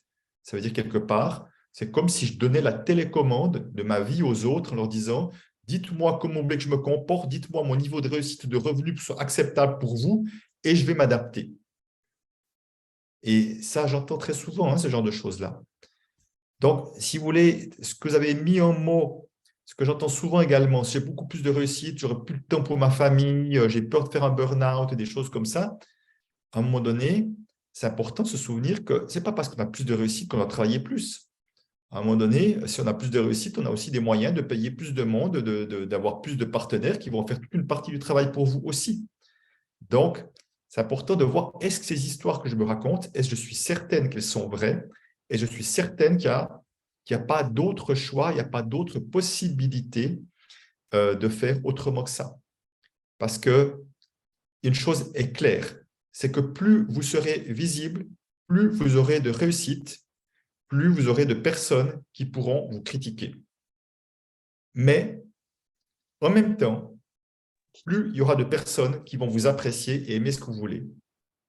C'est intéressant, en ce moment, on fait des publicités sur Facebook, sur une page chez moi, et je vois que tant qu'on est dans mon cercle de personnes, il n'y a que des choses positives, et dès qu'on sort de mon cercle, encore surtout sur un thème qui parle d'argent, alors là, je reçois des commentaires comme quoi je suis un arnaqueur, que les gens se font pigeonner avec moi, enfin, je reçois des trucs comme ça, de gens qui ne me connaissent absolument pas. OK, est-ce que ça me fait plaisir? Non. Est-ce que ça me détruit? Non, pas du tout. Je me dis, waouh, il y a des gens qui ont du temps à perdre à écrire ce genre de choses sans connaître les gens. Ben, tant pis pour eux. Mais à un moment donné, c'est sûr qu'il y a quelques années en arrière, peut-être j'aurais eu envie de me mettre sous la table. J'aurais dit, on arrête tout de suite ces publicités. Mais voyez, à un moment donné, si j'arrêtais ça, je suis en train de donner le pouvoir à ces gens négatifs, de leur dire, vous avez gagné, je vais arrêter, je vais jouer petit pour ne pas être critiqué, pour ne pas déranger. Et ça veut dire quoi? Ça veut dire que le cadeau que j'ai en moi, je vais le donner qu'à quelques personnes et pas trop. Alors qu'au fond, je suis sûr qu'il mériterait de toucher plus de personnes. Donc, effectivement, ce que dit Laurence, je suis tout à fait d'accord. S'il y a une chose, la communication non violente m'a beaucoup aidé, c'est de voir qu'on n'a pas le pouvoir de ce que les autres pensent de nous. On a zéro pouvoir là-dessus. Je peux faire ce que je veux, dire ce que je veux, les gens penseront ce qu'ils veulent de moi. Par contre, tout mon pouvoir, c'est comment je suis en capacité d'accueillir cela, comment je suis en capacité de ne pas me laisser détruire, comment je m'occupe de mes fondations, je m'occupe de mes fondations, de ma solidité intérieure, de ma sécurité intérieure pour être comme un chêne, quelqu'un parlait de l'arbre, qui fait que je ne vais pas basculer au moindre truc. Donc, à un moment donné, ouais, c'est vraiment important de cela. Et ce que je veux dire par là, c'est que au fond, oui, il y a plus de gens qui critiquent parce qu'il y a plus de gens qui me voient, mais proportionnellement, ça ne change absolument rien. Ces critiques, c'est 1, 2, 3%. Alors, il y a tous ceux qui sont en neutre, il y a tous ceux qui peut-être 50, 60, 70% des gens qui apprécient. Alors, est-ce que je décide de juste Rappelez-vous, esprit de manque, esprit d'abondance. Est-ce que je décide de juste regarder du côté des gens qui critiquent, qui sont de toute façon pessimistes, négatifs surtout, ou est-ce que je décide de poser mon regard et sur à quoi est-ce que je contribue, à quoi est-ce que les gens sont contents, etc. Et plutôt, qu'est-ce que ça a permis d'être en relation avec moi, comme il y a plein d'autres personnes qui m'ont beaucoup aidé dans la vie, etc. Alors, et oui, merci Bernard, le commentaire de Bernard. Je me souviens d'avoir vu un reportage sur Jean-Jacques Goldman, mais il se faisait dégueuler dessus par les médias à chaque nouveau disque. C'était un truc de fou que j'entendais, mais les méchancetés qui se disaient sur lui, mais il aurait pu arrêter au premier. Et c'est vrai que je ne suis pas en train de dire que c'est confortable, agréable. Je veux dire, où est-ce que je mets mon regard, encore une fois, là derrière. Donc, à un moment donné, effectivement, oser être soi-même, ça peut potentiellement déranger, mais souvent ça dérangera parce qu'on fait un effet miroir sur ce que les gens n'osent pas faire. On est juste en train de montrer ce que les gens apprécieraient de faire, ce qu'ils aimeraient oser faire, ce qu'ils aimeraient être comme nous. Et au fond, l'effet miroir, soit les gens vont être admiratifs, soit ils vont être critiques, au fond, parce qu'ils n'arrivent pas à voir avec lucidité qu'au fond, j'adorerais vivre la même vie que lui, ou j'adorerais pouvoir avoir ce succès-là, j'adorerais avoir la même situation. Et juger est une manière un peu maladroite, plutôt que d'aller voir effectivement qu'est-ce que ça vient réveiller chez moi. Donc, pour terminer, donc vraiment, regardez ce qu'il y a derrière ces plafonds de verre, remettez en question tout ce que vous avez écrit, sauf si votre situation vous convient, évidemment, et dans ce cas-là, ne changez surtout rien jusqu'au jour où peut-être ça vous conviendra plus ou pas, je ne sais pas. Mais en tout cas, ça vous donne déjà des indications sur qu'est-ce que vous avez à changer, qu'est-ce que vous allez aller visiter, à aller voir, à transformer pour effectivement ouvrir un nouveau pan pour pouvoir prendre de la hauteur, si je prends cet exemple-là, encore une fois, comme honorer quelque part, pour que vous soyez pleinement honoré pour tout ce que vous donnez. C'est ça quelque part qu'il y a derrière. Et j'aimerais terminer avec ça en disant, toute la pépite, tout le trésor qu'il y a en chacune d'entre vous, d'entre nous, je m'inclus dedans évidemment, à un moment donné, si on ne le donne pas pleinement, la société est orpheline de ce que nous ne donnons pas, ne l'oublions jamais. Et c'est important de vraiment s'autoriser à, je crois vraiment que notre société changera si on s'autorise à donner pleinement ce qui est en nous, le cadeau qui est en nous. C'est comme ça qu'on va faire changer les choses. Ce n'est pas en jouant petit, malheureusement, enfin heureusement d'ailleurs. Voilà, je réponds volontiers à quelques questions et autres s'il y en a.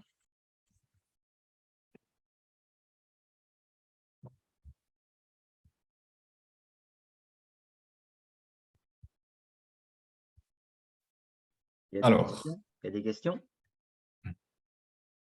je vais prendre le micro s'il y a une question. On est subjugués. Delphine. Qu'est-ce qui t'a parlé, Delphine? Beaucoup de choses. Je me rends compte que du chemin déjà que j'ai parcouru, Bravo. voilà, pour travailler sur les croyances par rapport à l'argent, parce que j'étais pétrie de croyances par rapport à l'argent. Et je voyais le frein que ça mettait, ne serait-ce que pour aller vers un client et être capable d'affirmer mes prix et le pouvoir que ça a quand on arrive à travailler dessus, quoi. Ok, merci. Ben, tu vois, ce qui est important de ce que tu dis, Delphine, c'est déjà de voir le chemin parcouru. Ça, c'est l'esprit d'abondance. Parce qu'on peut juste dire, oh là là, je vois tout ce qui me manque pour. Là, je suis dans l'esprit du manque. Alors que je peux voir, ok, il y a du chemin parcouru et je vois qu'il y a des possibles encore. Il y a encore des pas supplémentaires. On peut le faire vraiment de manière tout à fait neutre et plutôt joyeuse plutôt que se dire, oh là mon Dieu, mais tous les problèmes que j'ai vus ce soir à cause ou grâce, comme vous voulez, Christian, c'est comme vous voulez. Alors, Johan dit, je pars du principe, je ne fais jamais payer plus cher que ce que je suis prêt à payer. Qu'en penses-tu? Alors, fixer un prix, Peter Koenig dit, est tout un art, et je suis d'accord avec lui. C'est tout un art, dans le sens que il y a des choses que je fais gratuites, comme ce soir, il y a des choses que je fais payer à un prix sensiblement plus élevé à d'autres endroits. Effectivement, donc je peux vraiment bouger le curseur à chaque instant en fonction de chaque situation. Alors, je ne me suis jamais posé la question comme ça, Johan, mais de cette manière, je dirais ça me parle. C'est-à-dire que je dirais la chose suivante. Si le prix que je fais payer, je ne suis pas à l'aise, je trouve trop cher, ben, ça ne va pas marcher. Parce que si moi-même, je n'arrive pas à voir le cadeau qu'il y a derrière ce que je propose et que le prix valorise ce cadeau-là, j'aurai un problème. Donc, effectivement, d'une manière générale, je dirais, je te rejoins dans le sens que quand je propose quelque chose, je dois vraiment être vraiment à l'aise avec ce prix-là, trouver que c'est un beau prix par rapport à une belle prestation. Et du coup, si je peux rebondir, Christian, Oui, sur ce que tu dis, c'est moi, je ne me positionnerai pas sur qu'est-ce que moi, je payerais pour cette prestation parce que je ne suis pas mon client.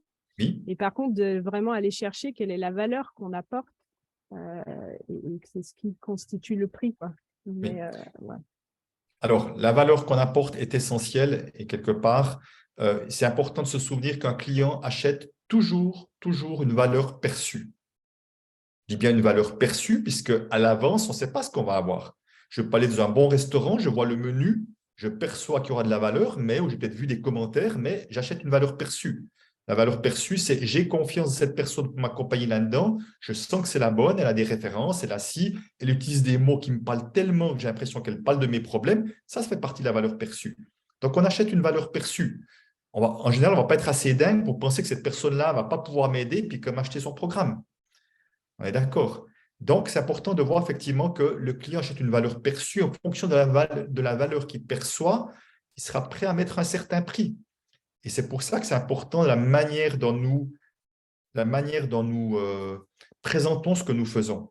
La manière dont nous présentons ce que nous faisons, vraiment, on doit pouvoir utiliser le langage de nos clients, connaître les problématiques de nos clients, ce que nos clients cherchent pour pouvoir utiliser leurs mots à eux. Ça s'appelle la connaissance des clients. C'est sûr qu'on ne peut pas avoir de clients si on ne les connaît pas ou on ne connaît pas nos clients potentiels. Et c'est important, effectivement, de pouvoir utiliser les mots quelque part que la personne dit « Ah ouais, effectivement, ça me parle tellement ce truc-là, je sens que c'est la bonne personne pour moi. » Ou ce produit me parle tellement, c'est exactement ça dont j'ai besoin pour ce genre de situation que j'ai. Si je peux préciser mon propos, moi je pars du principe qu'en fait, si tu achètes des formations à 30 euros, ben, tu auras du mal à vendre la tienne à 3000, quoi. Donc en fait, l'idée, c'est plutôt de dire que ce que je suis prêt à investir sur moi-même, c'est ce que je vais aller proposer à mes clients de payer par la suite. Parce que si j'investis sur moi des formations à 3000, 4000, 10 000 euros, des accompagnements, des coachings ou des choses comme ça, à un moment donné, pour mes clients, c'est que je suis prêt à faire payer ça à mes clients aussi derrière. Et donc, ces montants que j'investis sur moi, bah, c'est des montants que je suis prêt à faire payer à mes clients. Et donc, plus tu vas être bas, plus tu vas avoir du mal à mettre des tarifs hauts. Ok, merci Ivan pour le complément d'explication.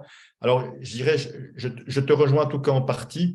Je dis pourquoi, pas totalement dans le sens que, bon, moi je fais partie de groupes mastermind avec des gens connus dans lesquels j'investis des montants quand même plutôt importants. Par contre, moi j'ai fait le choix, parce que c'est en lien avec mes valeurs aussi, c'est plus de toucher un maximum de monde que de toucher peu de monde à des prix élevés. Donc, je dirais mes prix ne correspondent pas du tout à du high ticket, par exemple, que je pourrais faire parce que j'ai les compétences et la renommée pour ça, mais ce n'est pas mon choix. Mon choix, c'est de dire comment je peux impacter un maximum la société et toucher du monde. Donc, j'ai fait ce choix-là, si on veut. Malgré tout, ça ne m'empêche pas d'investir des montants importants pour me faire entourer des meilleures personnes parce qu'ils vont aussi m'aider à toucher un maximum de monde quelque part aussi. Et merci pour le partage. Ouais. Alors, encore une fois, oui, Jean-Christophe, je suis d'accord avec toi, c'est juste un choix. Hein. C'est un choix simplement de faire cela, effectivement. Je voulais partager juste une anecdote personnelle par rapport au plafond de verre sur la visibilité. Il y a 2 mois, j'ai écrit un post qui a été un tsunami. Hein. C'est parti justement, il a été vu par plus de 3 millions de personnes sur LinkedIn. Ça a été un Wow. truc. Et en fait, jamais je me suis attendue. En plus, je l'ai vraiment pas écrit du tout dans l'intention de créer la visibilité. C'était quelque chose d'assez personnel. Et en fait, je me suis sentie complètement paniquée quand j'ai commencé à voir les compteurs s'affoler comme ça. Et j'ai senti que d'un coup, il y avait une visibilité. Et notamment parce qu'il y a eu un commentaire qui était voilà, assez difficile, enfin assez rude. Alors qu'en fait, c'était noyé de commentaires super positifs, des gens qui me remerciaient. Enfin voilà, un truc, j'avais touché quelque chose visiblement d'assez universel. Et parce qu'il y a eu un commentaire qui m'a touchée d'un coup, je me suis dit, mais il faut que j'arrête, je vais arrêter ça. Et là, d'un coup, je me suis dit, mais je ne peux plus arrêter parce que c'était tellement, il y a eu je ne sais plus combien de repartages. Et là, vraiment, j'ai senti, donc je me suis arrêtée, comme tu disais, sur cette émotion, ce qui se passait en moi, sur cette panique, en fait, qui m'a envahie. Et je me suis dit, mais regarde un peu ce qui se passe. En fait, finalement, tu fais beaucoup plus de bien aux gens à travers ça que cette seule personne. Et juste pour l'anecdote, après, bon, j'avais répondu à cette personne de façon cool. Et en fait, finalement, c'est elle qui a fini par enlever son commentaire et à m'interpeller en message privé. Parce que je crois qu'elle a été finalement noyée par, et qu'elle a peut-être eu peur d'ailleurs d'elle-même de se faire alpaguer. Mais j'ai vraiment vécu en fait ce truc et je me suis dit là finalement je touche quelque chose, c'est-à-dire je suis face à finalement ce que je cherche, c'est d'ailleurs quand on fait des posts, on essaye de créer cette visibilité, on espère qu'on va être vu. Mais quand d'un coup on va au-delà même de ça, on voit effectivement que ça crée émotionnellement quelque chose de dingue. Et moi je me suis vraiment vue paniquer. Et il a fallu effectivement accueillir cette panique et faire redescendre le truc. Et puis après, voilà, j'ai laissé les choses continuer et puis ça s'est apaisé, quoi. Mais pour le coup, j'ai vraiment vécu émotionnellement l'impact de qu'est-ce qui se passe quand j'atteins quelque chose que j'espère atteindre et puis finalement je l'atteins et je m'aperçois que je suis pas forcément bien avec ça, quoi. Oui, et vraiment, merci de ce partage. Et ce que tu dis qui est tellement important, c'est la notion d'accueillir. À un moment donné, c'est vraiment accueillir ce qui est là. Parce que au fond, et à travers ces questions sur le plafond de verre, c'est de voir aussi que est-ce que nous sommes vraiment prêts à avoir beaucoup de succès?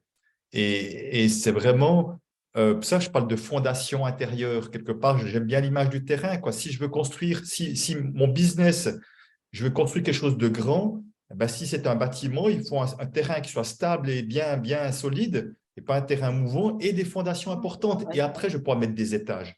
Mais si je suis sur un terrain mouvant, ça ne va pas être possible de construire un truc de grand, ça va s'effondrer au premier coup de vent. Donc, quelque part, nous sommes la même chose. Quelles sont mes fondations intérieures, comment je les solidifie et comment je peux faire face aux situations? Parce que c'est sûr que plus on a de succès, plus des défis potentiellement sont importants, qu'ils soient financiers ou qu'ils soient autre chose, ils peuvent être potentiellement importants et ça demande d'être solide par rapport à ça aussi. Donc, c'est pour ça que c'est intéressant et on voit très bien avec des chanteurs et des artistes qui ont du succès sur un tube un jour et qui vont disparaître parce qu'ils n'étaient pas capables de supporter d'un coup l'attention qui était sur eux, qui était trop grande par rapport à cette capacité de supporter. Donc, ce que tu dis là, vraiment l'importance d'accueillir et de voir plutôt que paniquer et partir en courant, c'est absolument essentiel. Merci en tout cas. Je ne sais pas s'il y a d'autres questions. Alors, j'ai pas dit est-ce égoïste de se contenter de ce qu'on a? Écoute, Audrey, la réponse n'est pas importante. La question, c'est toi, qu'est-ce que tu en penses? La seule question qui m'intéresse, Audrey, est-ce que tu es heureuse comme ça? Si tu es heureuse, on ne va pas changer quelque chose dans lequel on est heureux. Si tu es heureuse telle que tu vis, c'est parfait. Parce que c'est important, on vit notre vie, on ne vit pas la vie des autres, on ne vit pas par procuration. Hein. Ouais, je me permets de répondre. En fait, c'est parce que je pense que j'ai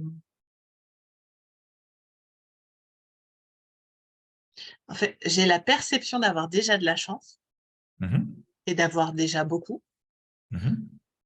plus ou moins comparé à d'autres, du coup, je pense, tu vois, consciemment ou inconsciemment. Et en même temps, c'est vrai que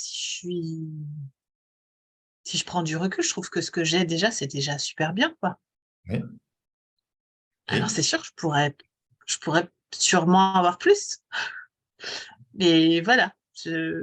Et en même temps, il y a une part de moi qui me dit c'est confortable de me contenter de ce que j'ai. Et si tu avais plus, justement, en quoi ça pourrait être un problème? J'ai parlé de problèmes de visibilité, de tranquillité d'esprit, ou pas que d'esprit, d'exposition. Ok, d'accord, ok, merci. Alors, si tu veux, je pense qu'il y a une chose qui est importante de différencier. Quand il y a l'idée de vouloir plus, quand on veut plus,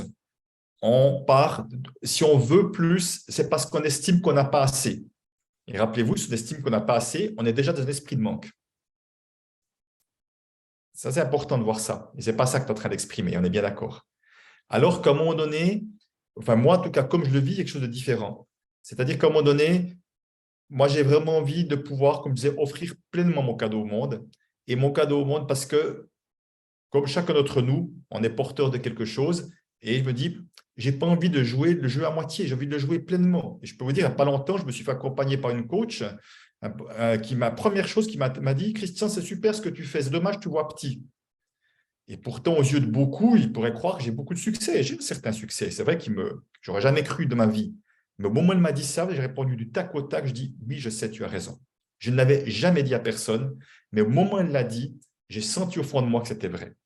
Et je dis vraiment, et je ne l'étais jamais avoué pleinement, hein, ce truc-là.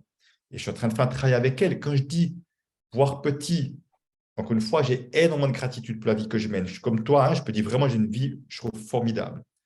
Et en même temps, je me dis, moi, je crois que nous sommes venus sur Terre, chacun pour amener une forme de pépite, pour contribuer à quelque chose. Ça peut être contribuer, ça peut être autant dans la manière dont on va s'occuper de nos enfants, que ça peut être professionnel, ça peut être de plein de manières différentes, s'occuper de la Terre ou je ne sais quoi, des animaux, c'est égal.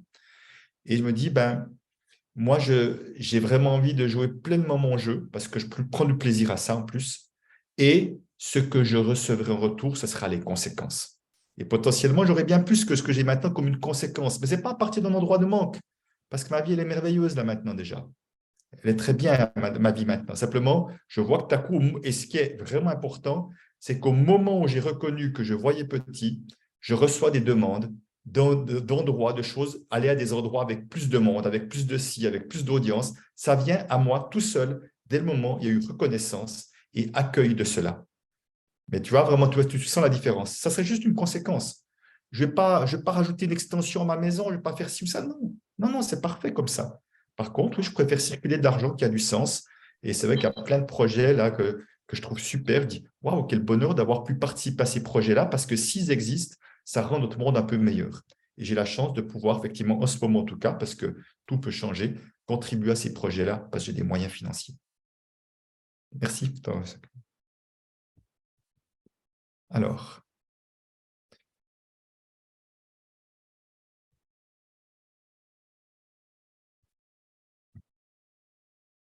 Autre question?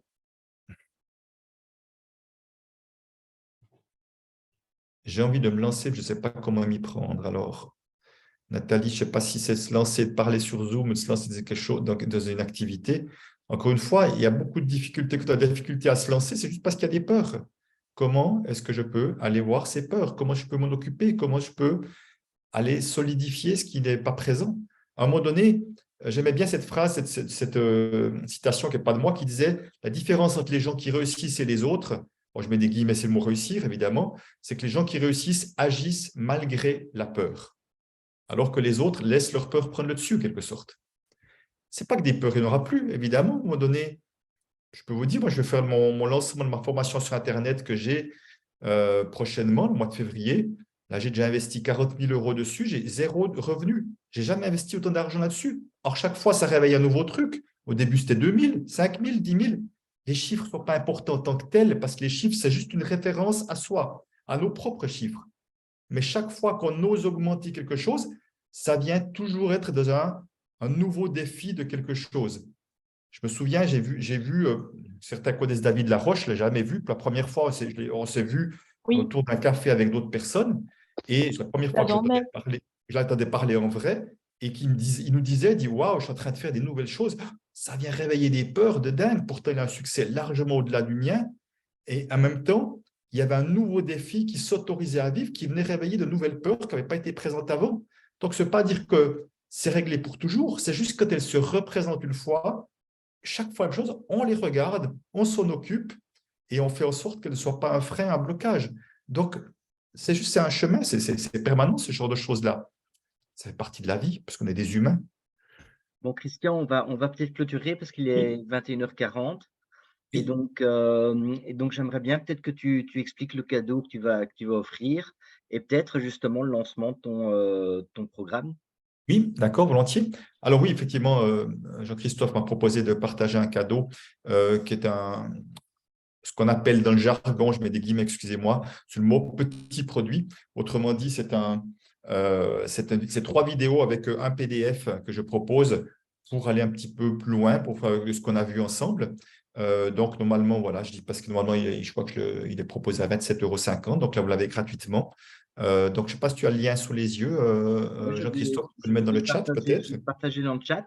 Et Oui. donc, il faut savoir que je vais aussi positionner les liens. Donc, tous ceux qui connaissent Push and Plug, donc il faut savoir que je fais toujours un remerciement par mail et aussi un teaser sur LinkedIn.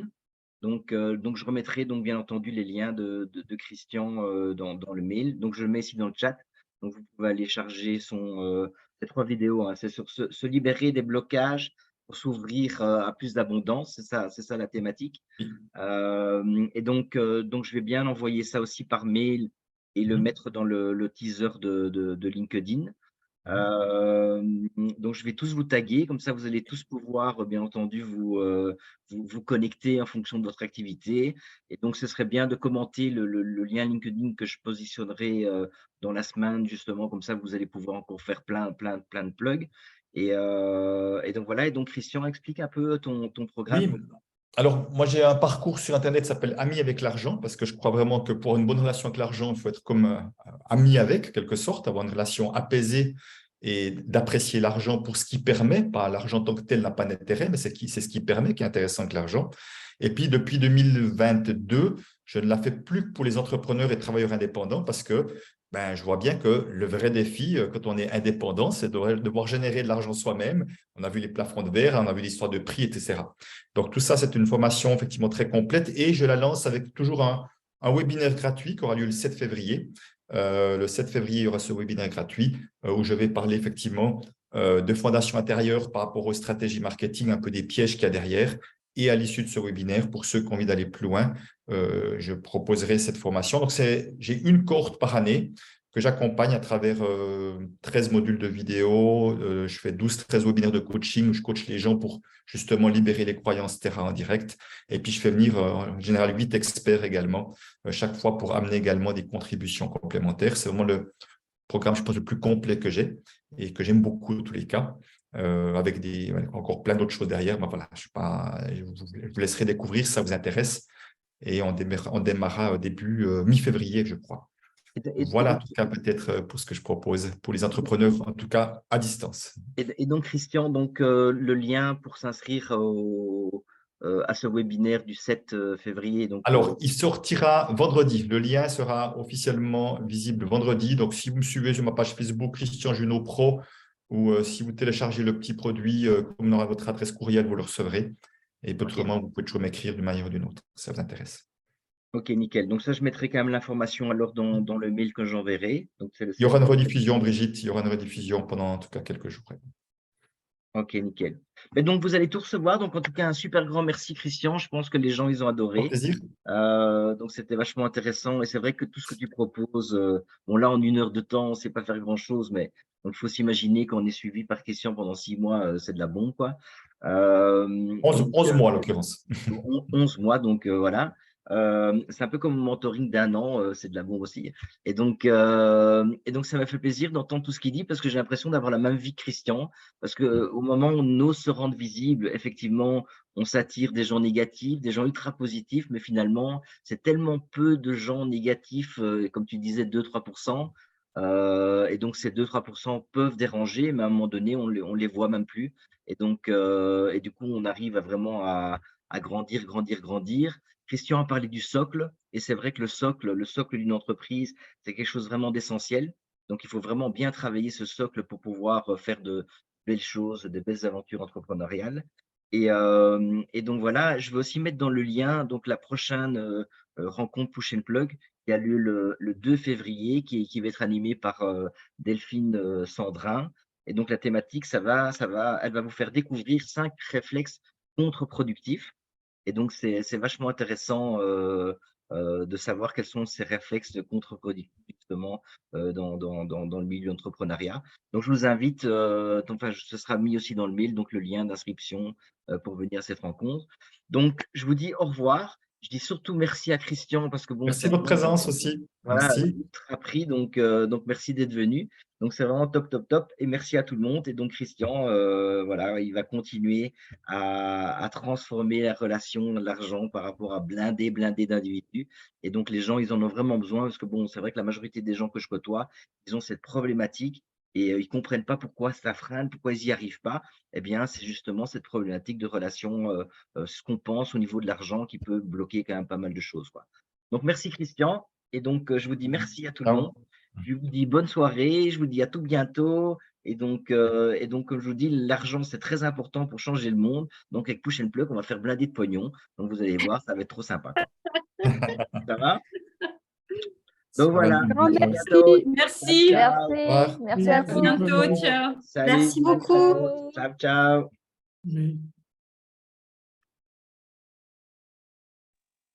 Merci. De rien. Ce fut un plaisir. C'est fou, hein, comme ça part vite, comme ça. Ça va, Laurent? Ah, il est parti. Coucou, Élie. Alors, Nathalie, tu veux créer un business? J'entends pas parce que t'as mis ton micro fermé. Il est toujours fermé. En fait, tu joues au piano, là, Nathalie. Tic, tic, tic, tic. Bon, donc, en tout cas, j'entends pas, Nathalie. Donc, en fait, ce que tu peux faire, c'est peut-être me contacter. Et tu verras dans le mail, tu vas sûrement recevoir le mail ou bien par Facebook ou LinkedIn. Et alors, on peut se fixer un petit rendez-vous, une petite rencontre, quoi. OK? On fait comme ça. Donc, j'ai tes coordonnées, donc on se fixera une petite papote, comme ça, tu vas m'expliquer ce que tu as envie de faire et voir comment nous, on peut t'aider, quoi. OK? Ciao, ciao. Bon, voilà, tout le monde, Catherine, Jessica, Sunflower, Kate, User, je vous dis au revoir. Puisque, à mon avis, personne va, je ne sais pas s'ils vont tous partir ou pas. Donc, on se contacte sur Facebook, hein. Ça va? Gros bisous tout le monde, ciao. Bisous, bisous.